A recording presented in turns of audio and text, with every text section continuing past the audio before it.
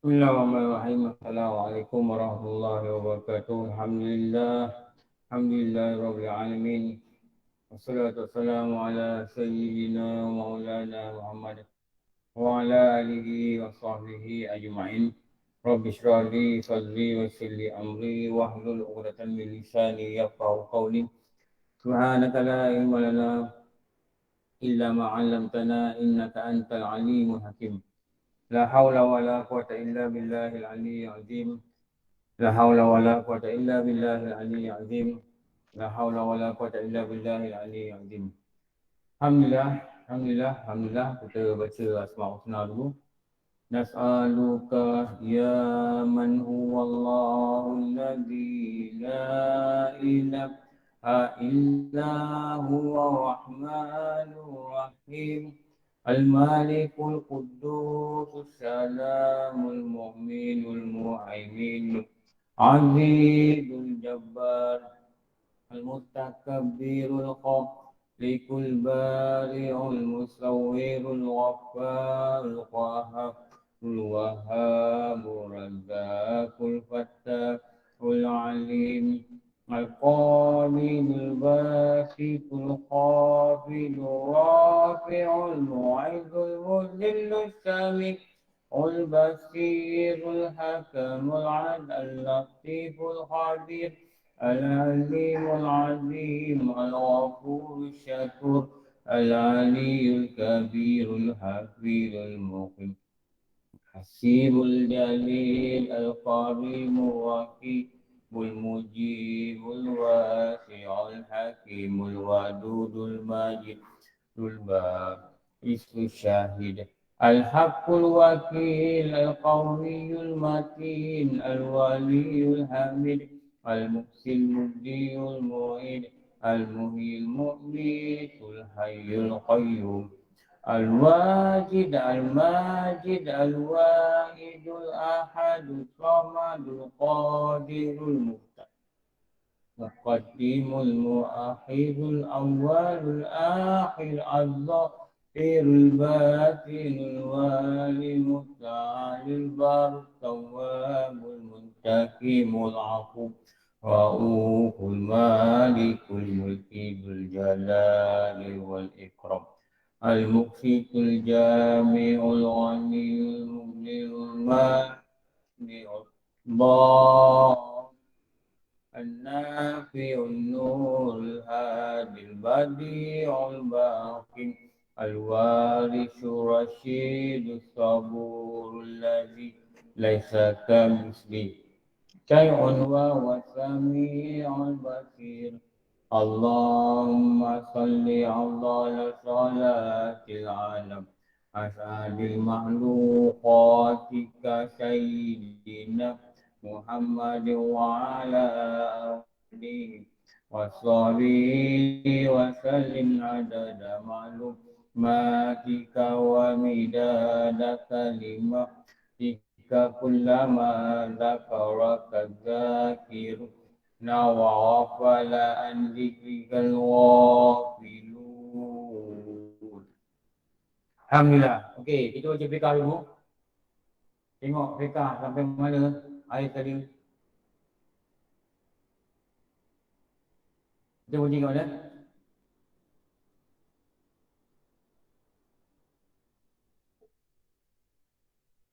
Ya? Yeah?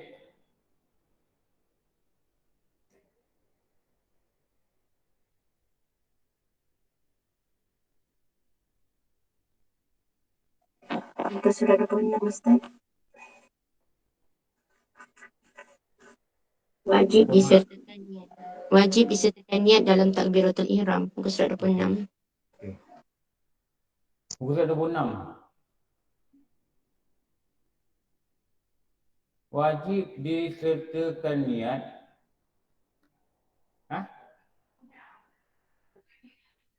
Wajib disertakan niat. 26. Wajib disertakan niat dalam takbiratul ihram, iaitu ingat dalam hati. Okey, kita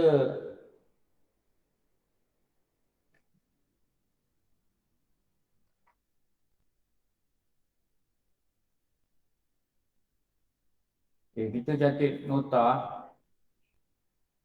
Kita catatkan nota. Kita tulis dulu rukun solat pertama niat. Ini.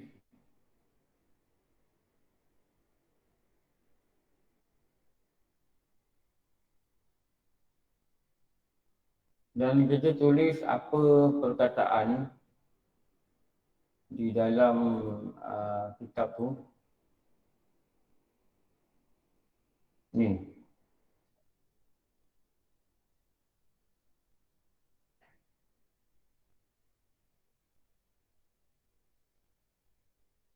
Mana? Textbook. Ni. Wajib disertakan niat dalam takbir fatul ihram. Okey. Apa maksud ini?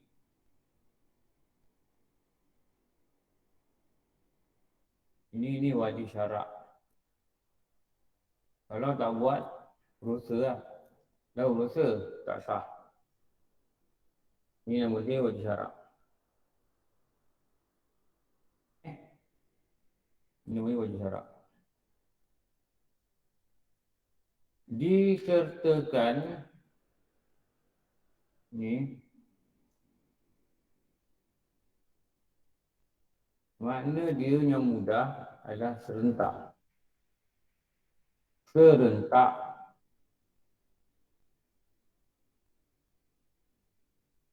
Makna dia ini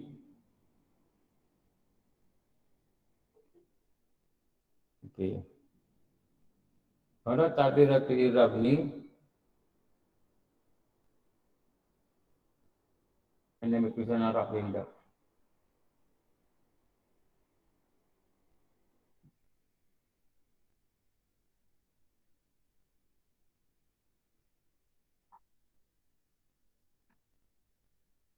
Gini.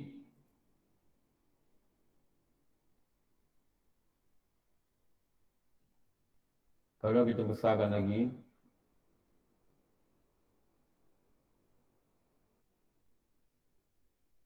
Okey. Maknanya disertakan ni maksud dia apa? Disertakan ni maksudnya dia bersini.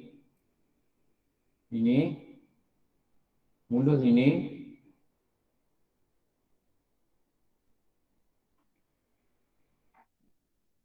Sampai sini. Dalam ni. Mestilah ada mana-mana dalam ni. Satu benda ni. Yang boleh niat. Dalam ni. Tempoh yang disuruh berniat.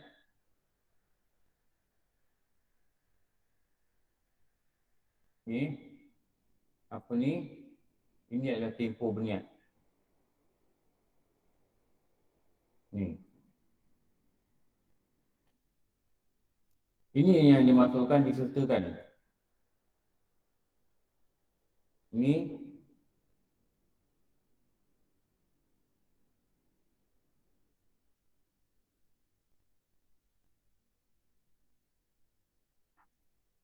Okey. Ni. Kalau dia niat sebelum ni atau selepas ni, tak salah. Sebab tu tarikh niat itu yang kita katakan tu. Muqtaridan. Disertakan. Itu definisi niat tu. Dia ingat dulu yang kita baca dulu ni. Definisi niat. Apa definisi niat? Fasdun syait. Fasdun syait ni maksud apa? Menyengajakan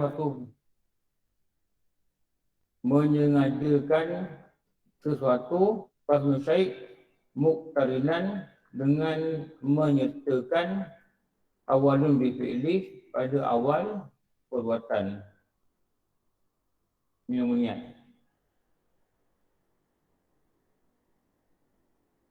Ini definisi niat.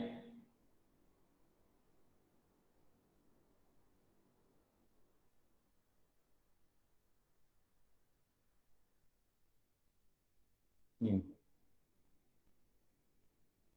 Jadi perkataan menyerta ni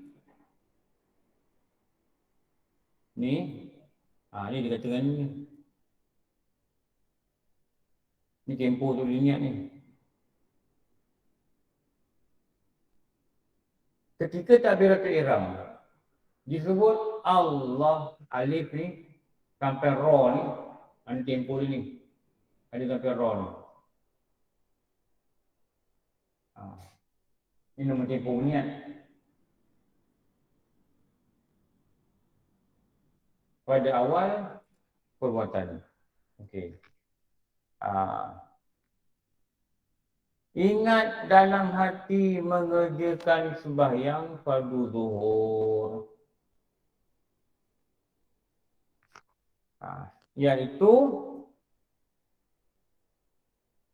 ingat dalam hati kerjakan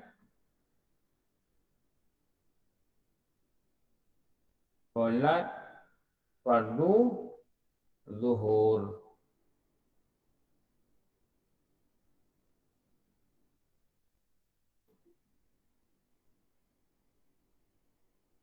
Ingat hati.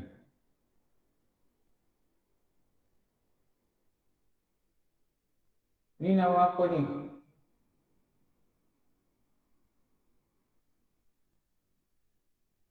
Kerjakan solat ni nama apa?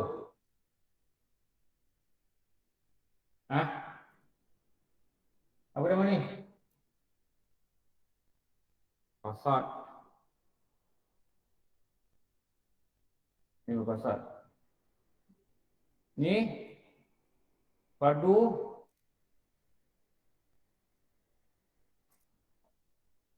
ta'arud.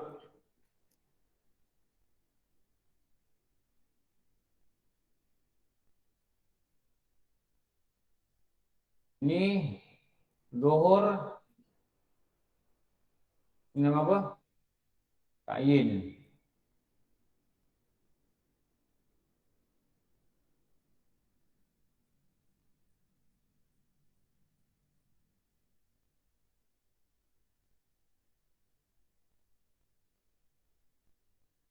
Ni.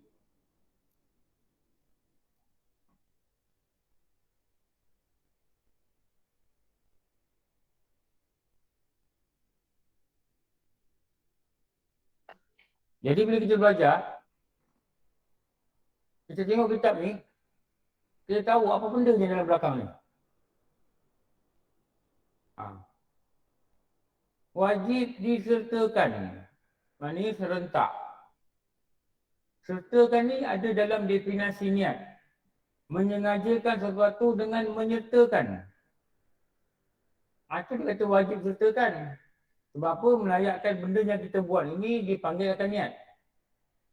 Kalau tak sertakan, dah bar baru dalam hati. Sebelum Allah di dalam hati, maknanya kalau sebelum Allah Akbar dia dah niat dalam hati, maknanya dia mendahulukan. Kalau lepas bar baru dia niat, maknanya dia mengkemudiankan. Lepas tu ada 3 situasi. Satu dahulu, satu kemudian. Antara dahulu dan kemudian ini, nama dia menyertakan. Menyertakan. Lepas tu nak kena faham benda ni. Apa maksud sertakan ni? Lepas tu nak kena faham dia punya situasi.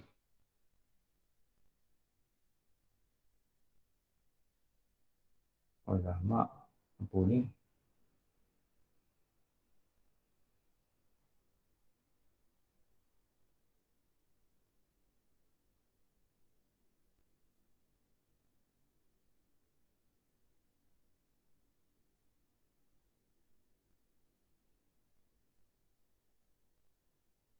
Tengok ini. Ni tadi kita kata ni. Ni. Dan dia, kita kata tadi, menyertakan tu, dia ada had dia lah. Sini. Sampai sini. Ada hadnya. Sini. Kalau dia niat itu dekat sini, dekat sini dia niat. Ini kawasan ni. Itulah kata. Ini nama dia mendahulukan.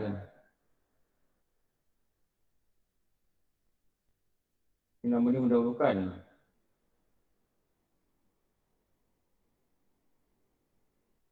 Kalau dia niat kawasan ni,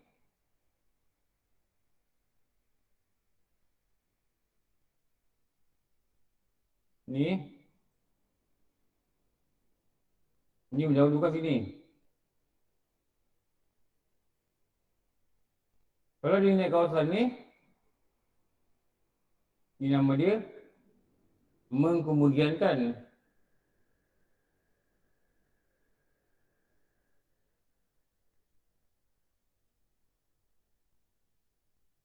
Jadi mendahulukan. Jadi mengkemudiankan.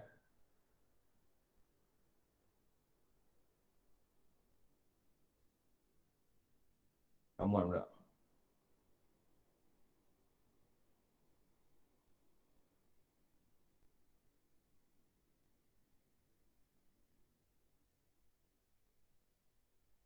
Jadi dekat mana dikatakan disertakan? Kali inilah.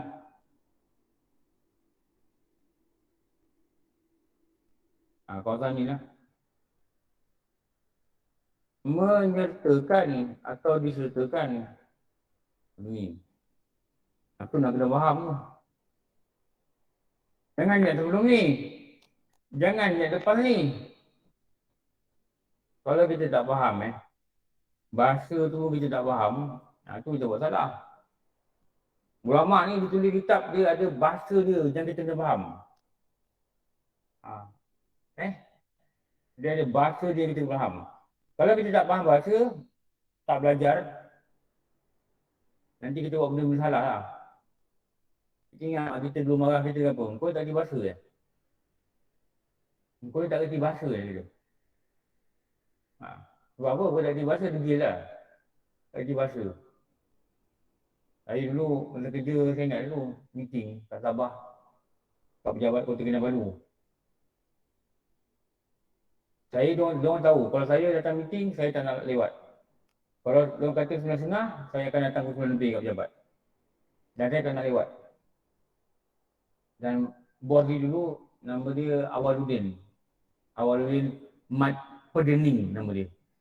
Dia ni orang Sabah tapi mak dia orang Malaysia.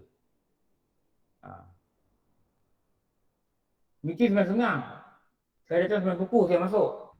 Dia pun datang 9 suku, dia masuk. Dia 11.30 tengok tak ada orang lagi. Dia mungkin dia malu dengan saya, tak tahu lah. Dia keluar, ni office. Meeting 9.30, dia kata, aku cakap Melayu kan dalam email, dia kata. Dia kata itu. Takkan kau tak faham bahasa Melayu kot, dia kata. Dia kata itu. Dia cakap bahasa Sabah. Aku kan bilang 9.30 kan, aku cakap Melayu kan, dia kata. Budak-budak ni, staff dia tersipu lah, dia senyum angkat laptop meeting. Dia silih kan, kau tak ada bahasa Melayu, tak pandai bahasa Melayu ke?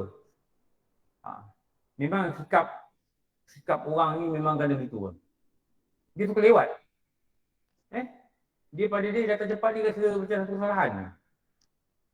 Saya tak latih diri saya lewat lah, saya tak latih. Memang kadang kita lewat, kadang kita cuba lahirkan sebab, jangan lewat. Kalau kita lewat, itu boleh buat apa. Memang tak ada Allah tu, kita cepat kita lewat. Tapi kita kena lahirkan sebab kita lewat. Jangan terlambat. Nanti orang yang kenal kita, orang lembab. Bila orang kenal kita orang lembab, orang tak ada kepercayaan ke kita. Ni dalam bidang pekerjaan lah.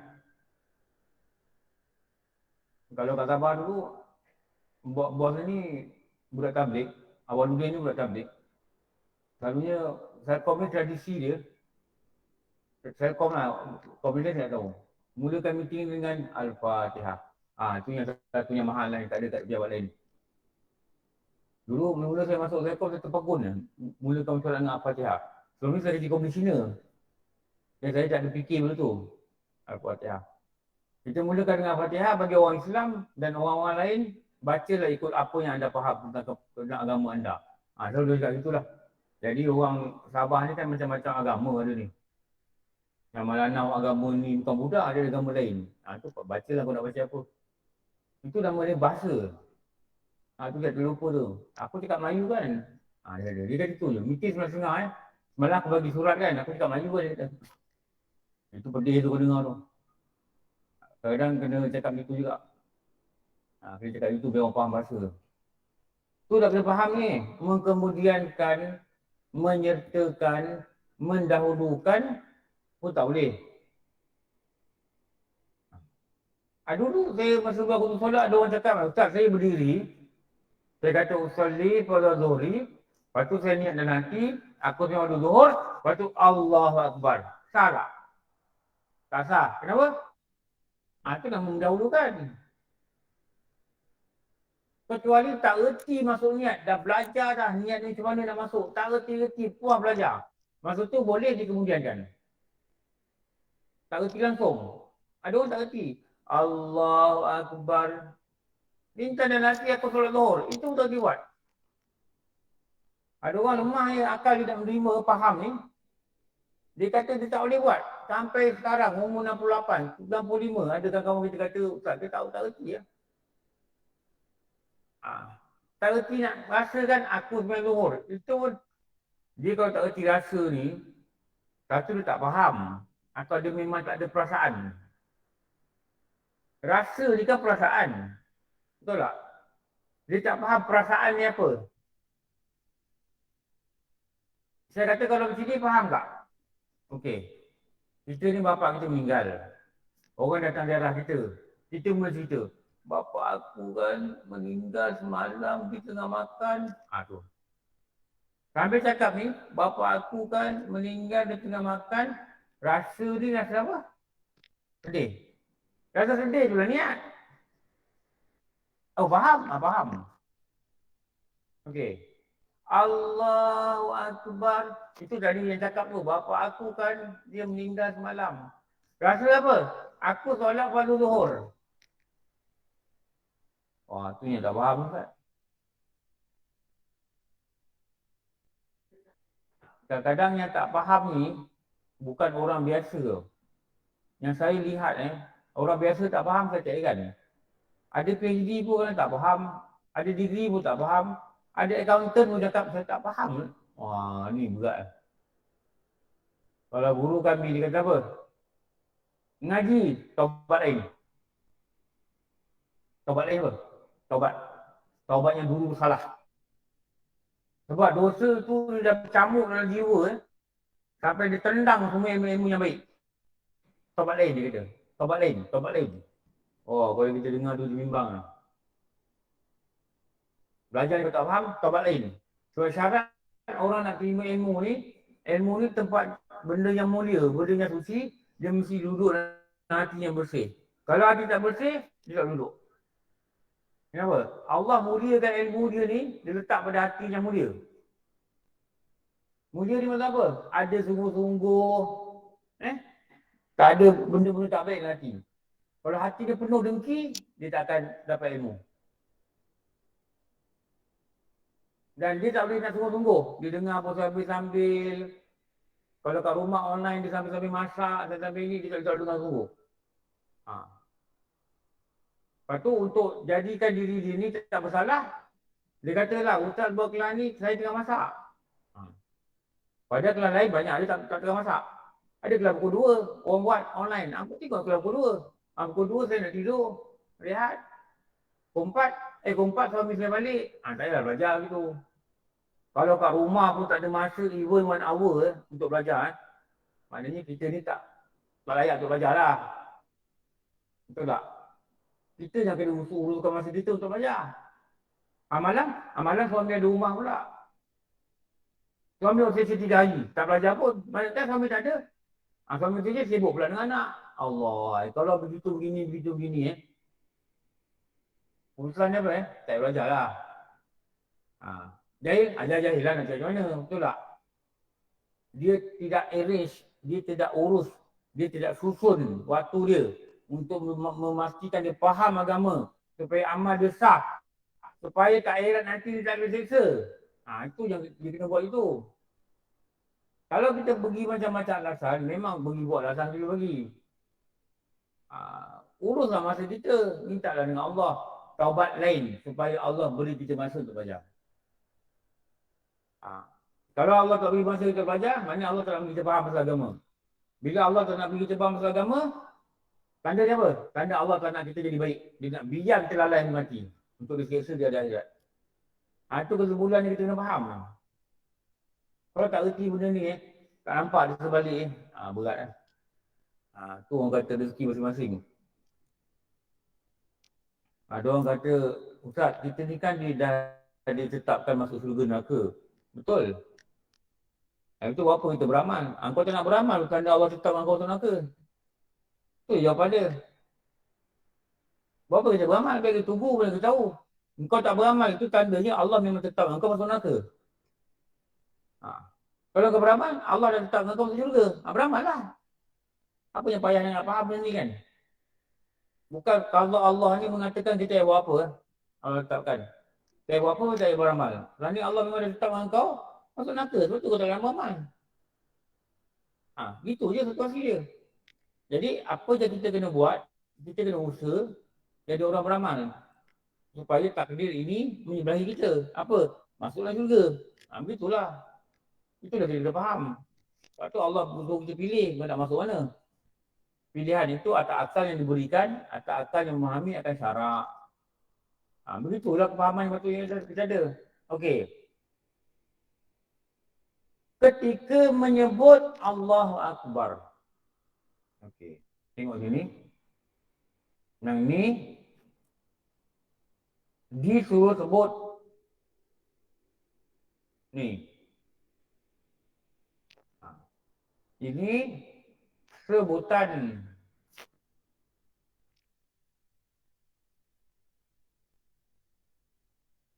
Disuruh sebut sebutan. Jadi yang kita faham, yang kita ulang banyak kali, bila sebut ini, apa sebut kalimah Allah Akbar, maka dia memberitahu kita, inilah namanya rukun qauli. Ini. Bila sudah ada ingat macam tu, cukuplah menyertakan niat dalam takbiratul ihram. Ini sertakan ni, kaedah dia apa? Kaedah dia ingat. Ingat dalam hati. Okey. Faham Ingat dalam hati. Bila ingat dalam hati ni, benda ni sebab dia rukun.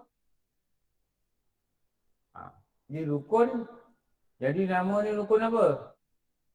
Ni nama rukun qalbi.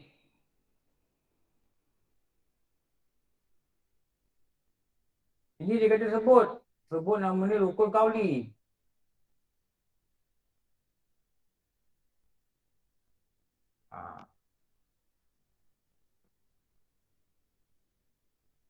Jadi, kalau kita kata begini, dia seolah-olahnya adalah serentak.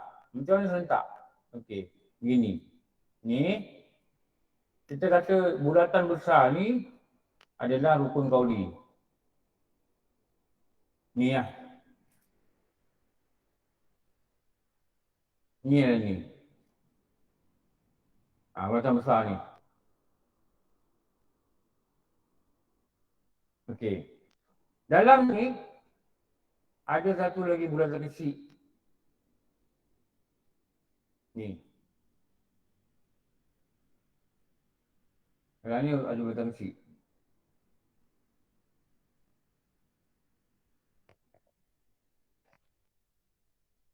Dulu kecil-kecil tadika kita nyanyi kan. Bulat kecil, bulatan besar.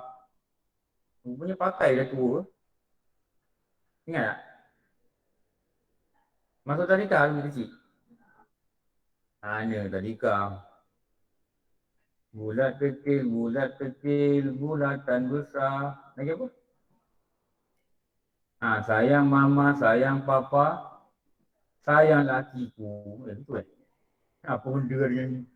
Oh, sayang mama, sayang papa? Adalah.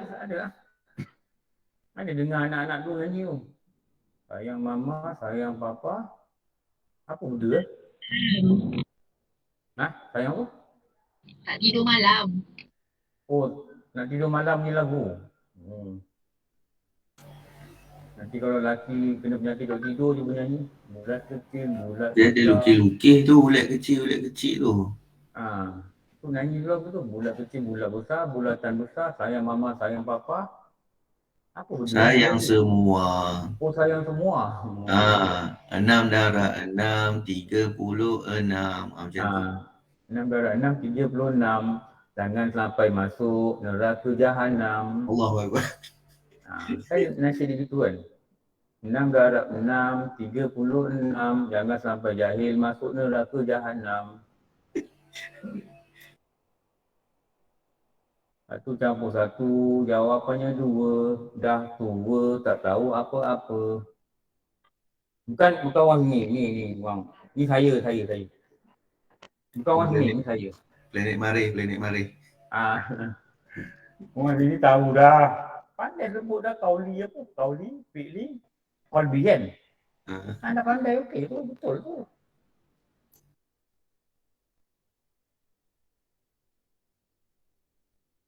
Dua campur dua, jawabnya 4. Hiduplah kita, jangan mengumpat. Tadika dulu lagu dia bagus-bagus. Tapi yang ni tak pernah dengar lah yang tu. Kau dengar? 5 campur 5, jawabnya 10. Jangan dah tua tapi masih bodoh. Itu kita nyanyi ni tak dengar. Tak tahu.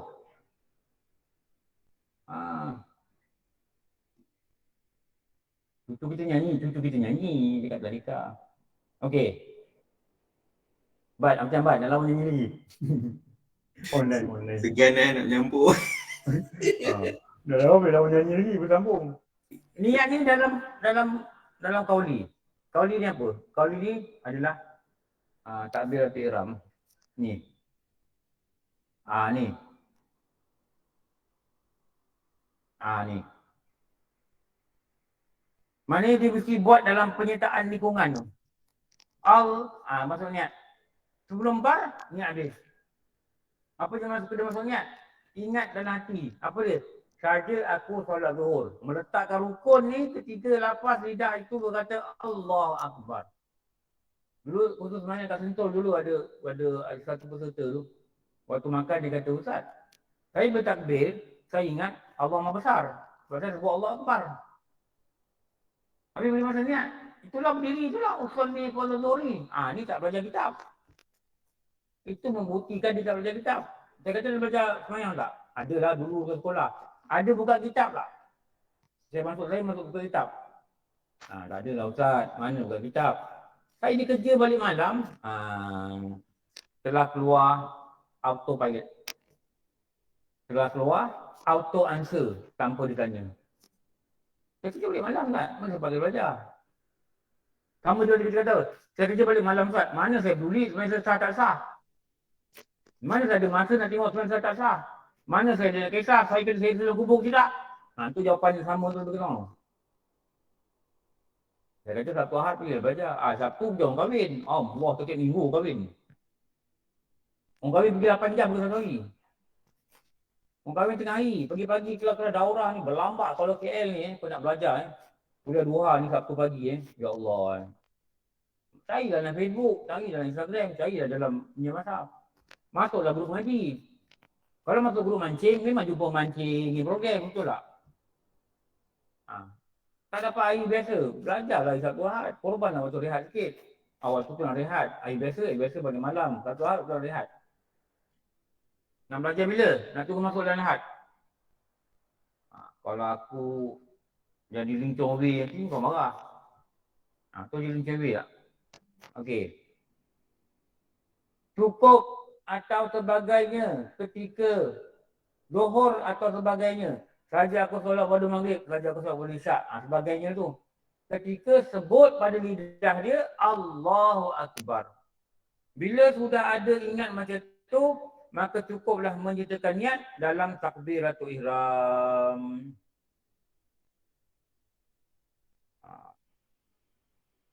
Tengok bawah sekali kat kitab. Tulisan kecil tu, bawah tu. Kecil tulisan tu. Yang kecil-kecil. Kecil pula. Inilah yang dikatakan tanda. Muqaranah. Tanda-tanda nanti tak boleh baca. Muqaranah.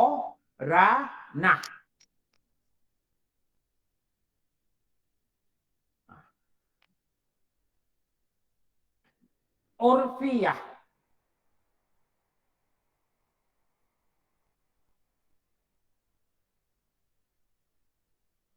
Menyertakan niat secara biasa. Urfiyah ni maknanya dekat mana-mana huruf alif sampai ra tu, mana-mana huruf antara tu sertakan niat. Itu namanya muqaranah ni apa? Muqaranah ni maksudnya menyertakan dalam bahasa Melayu. Muqtarinan. Muqaranah. Muqaranah. Cukup buat orang awam. Orang awam cukup buat gini. Jangan tanya-tanya lagi. Cukup buat orang awam. Jangan dipanjang-panjangkan bahas lagi. Nanti membawa was-was. Was-was itu mainan syaitan. Bujan ini Iqna' jilid 2, muka 14. Dulu masa belajar kan, Ustaz Imam Husin, ni belajar tahun berapa ni? 87. Tahun 87. Imam Husin ni, dia ni dulu Imam Masjid Sungai Besi. Dan dia mengajar di Masjid Alam Shah, Jalan Pudu. Saya dulu, masa baru kahwin kat Jalan Pudu, di sana lah naik motor belajar. Dia kata macam ni, okey, masuk masjid. Masuk masjid, kita kata lampu, TV, projektor, kapet, kita kata lagi kita. Lampu TV, projektor, kapet, dinding, apa semua sebut. Dia kata itu bukan niat. Niat ni apa? Tengok tali je, zoom. Tu niat. Faham? Kalau kita lampu, kipas, jam, ni itu membaca niat. Membaca niat. Baca niat. Saja aku solat fardu zuhur. Itu baca niat dia kata. Niat ni masuk je. Semua dalam otak kita dah masuk. Kipas ni, ada kipas, ada lampu, ada tiang tulisan, ada lampu, ada projektor, ada mimbar, ada sejadah. Itu kata. Lepas tu ada orang niat senang ya. Allah. Dia sedarkan diri, aku sembahyang zuhur. Tak boleh capai, dia kata, saja aku solat fardu zuhur 4 rakaat kerana Allah Ta'ala. Allahu Akbar. Dia kata bukan itu. Itu bukan niat. Itu baca niat. Niat macam mana? Allah. Dia masuk nanti dia aku sembahyang zuhur 4 rakaat. Dia sedarkan aku ni nak sembahyang zuhur 4 rakaat. Maknanya kalau orang dia angkat tangan Allah, orang pegang tangan dia. Kalau Ustaz Kagat tu, dia contoh itu pun bagus juga tu. Orang pegang tangan dia, orang tanya dia, kau buat apa ni? Aku dah tuan orang pada ni. Itulah niat. Nampak? Kalau nak pergi detail lagi lah. Tapi cukuplah pada orang awam ni, dia melintarkan di hati dia, aku ni sembahyang fardu zuhur. Itu je.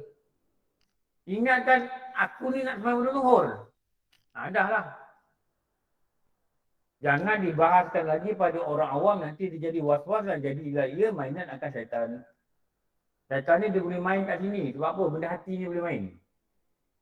Benda lain tak boleh main. Rukuk tak boleh main. Sebab orang ni boleh tahu rukuk ni betul tak betul. Tapi niat ni, benda ni hati ni, dia bolak-balik. Kalau kita tak biasakan benda ni, tak faham dengan ilmu yang betul, nanti kita was-was. Nanti kita was-was. Jangan mulakan penyakit was-was ni. Bila 1, 2, 3, 4, tu dah mula was-was. Ada orang sampai 2 minit. Allah. Ni bahaya. Maknanya syaitan telah mengambil alih dia dan memegang peranan pada hati dia supaya dia payah pada ibadah dia. Lepas tu sunat Imam Ghazali kata, engkau membaca surah sebelum salat. Surah apa? An-Nas. Qul a'udzu birabbin nas, malikin nas. Baca itu. Supaya apa? Supaya dia tidak was-was pada perbuatan solat dia yang nama dia niat. Jangan layan. Kita keluar rumah, kita masa kunci pintu ni, kita sedarkan diri kita. Aku kunci pintu. Keluar. Buat sesuatu, aku kunci pintu. Ketuk je. Aku kunci pintu. Lepas tu keluar rumah. Tiba-tiba dalam hati kata, kunci pintu tidak. Tadi aku dah ketuk. Bang. Lepas tu dalam was-was ni ada cara yang ulama ajar. Orang kencing, dia keluar, dia was-was. Aku dah sibuk ke belum? Ni banyak berlaku lah. Ada yang lagi teruk. Waladdallin amin. Bismillahirrahmanirrahim. Wallahu ahad. Allah. Dah baca Fatihah belum? Ini tanda apa tau? Kalau ikut kedoktoran, sel-sel otak sudah kurang berfungsi. Ini melangkah ke nyanyuk. Jaga tau. Kenapa orang nyanyuk? Dia pinggan kat depan. Orang datang darah dia. Anak aku dia tak bagi aku makan. Tu orang nyanyuk. Ni balik. Cucu tanya, nenek pergi mana? Nenek pergi pasar tadi beli ikan. Habis. Lepas tu, kan nenek pergi belajar? Pergi belajar. Alamak, nenek lupa. Mula gitu. Lama nenek ni pergi belajar lah kat masjid, bukan pergi pasar beli ikan. Mana ada? Tu dah nyanyuk telah menguasai dia. Nyanyuk ni dikatakan apa dalam kitab? Dia sudah kembali tidak memais. Kau tak memais tak? Kau tak tidak memais apa? Macam budak-budak lah. Ni pagi tadi dia dari rumah kan di mana? Ingat? Dia Johor. Tak kembali memais tu dia Johor. Kalau dah nyanyuk kan, memang dia akan kacau ibadah kita. Satu, otak ni nak kena guna supaya dia bekerja lah. Jangan sikit-sikit 2 campur 1 pegang kereta. Lama otak dia nyanyuk. Sebab apa? Dia tak bekerja. Kalau kita tengok kedoktoran kan, dia kata apa? Tangan kau sihat ni sebab kau buat kerja senaman kan. Otak kau sihat ni kau guna otak. Guna otak macam ni cuba nak faham. Apa dia menyertakan, apa dia mengemudiankan, apa dia mendahulukan. Kenapa? Kiri dan kanan ni, dua ni, dia membatalkan niat. Batalkan niat. Yang sah dekat sini. Tapi sini peranannya 2. Satu lidah sebut, satu hati ingat. Kenapa? Niat ni dia dalam kauli. Dia nama qalbi, tapi dia duduk dalam kauli. Okey. Faham ke?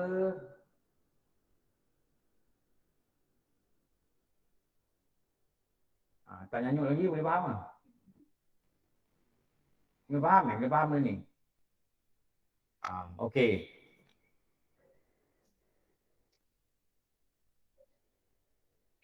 Cukuplah menyertai niat itu dalam takbiratul ihram.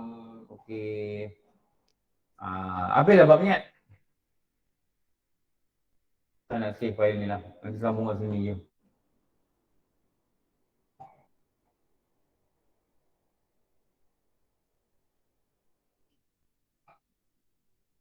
Okay. Sambunglah pula rukun seterusnya. Keempat, akan buat nota-nota lain.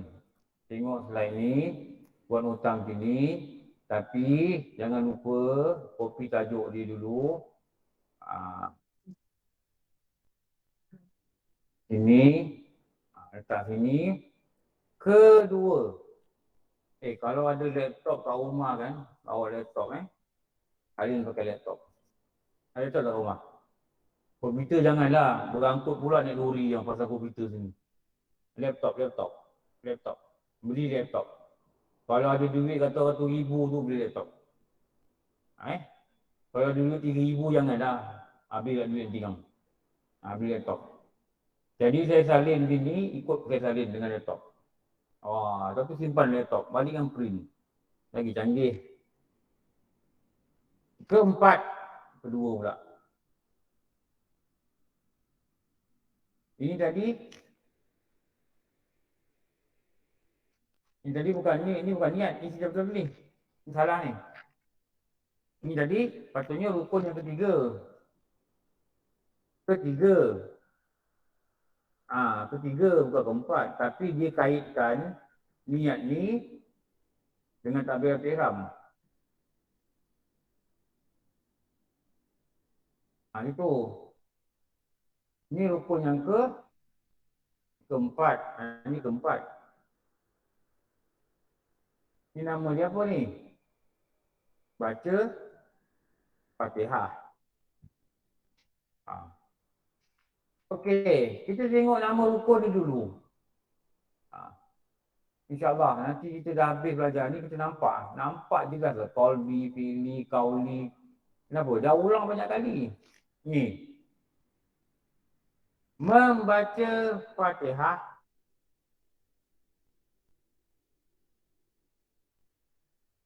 Ni nama rukun. Ni nama dia. Ni. Bila kita nampak rukun ni nama baca, maka dia memberitahu kita tentang jenis rukun. Apa jenis rukun? Dia beritahu kita ni. Apa jenis ni? Ni rukun apa? Qauli. Kenapa qauli? Baca. Dia letak pada baca. Maknanya ni rukun baca. Ni rukun baca.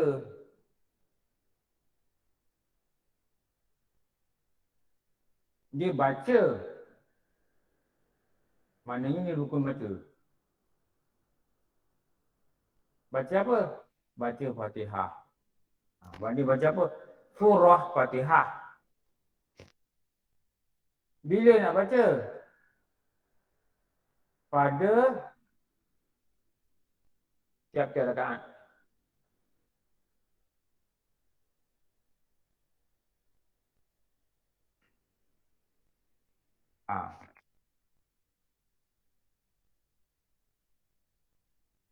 Masa berdiri.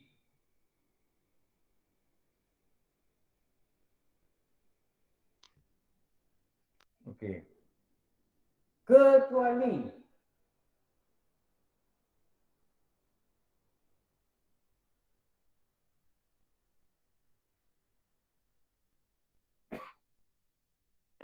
ini ada pengecualian ni.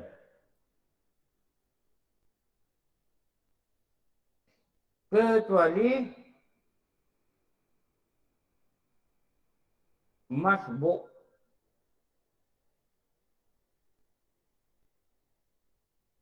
Ya. Katanya dia punya shape ni betul. Left. Ni.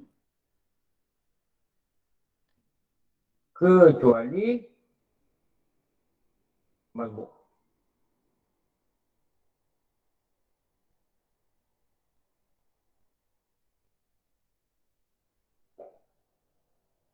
Tidak wajib baca